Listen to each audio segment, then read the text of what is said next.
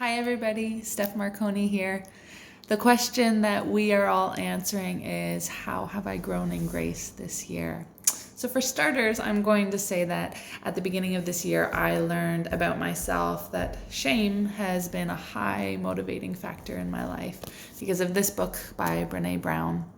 I've always had this driving need to validate myself because otherwise I wasn't enough.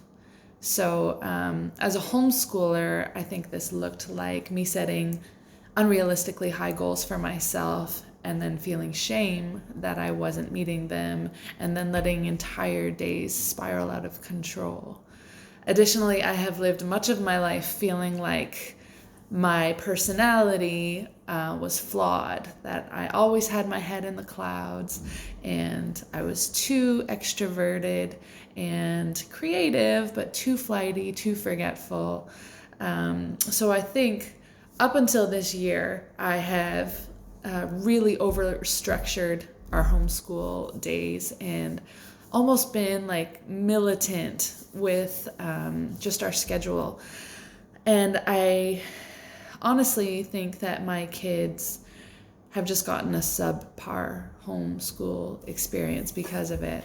So, but the more that I have continued on this grace walk, the more I see that my kids actually need me to be me.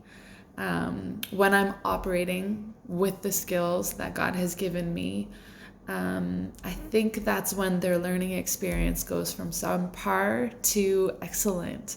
When I allow myself to be silly, when I allow myself to think out of the box, when I'm networking with other families, when I'm implementing big, crazy ideas, my kids see a facet of God's glory in me, working through me. They benefit from community.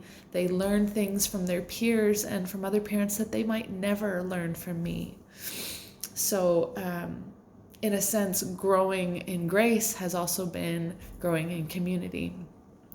Webster's defines grace as unmerited divine assistance, a virtue from God and a state of sanctification enjoyed through divine assistance. So for me, growing in grace has been about eradicating the lie of shame by knowing the truth of who God is and who He says I am.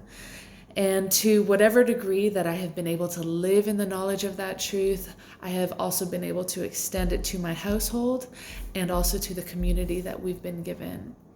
And I think that's the only way that relationships work. Grace upon grace upon grace. So it has been an incredible year and looking forward to everything that's to come.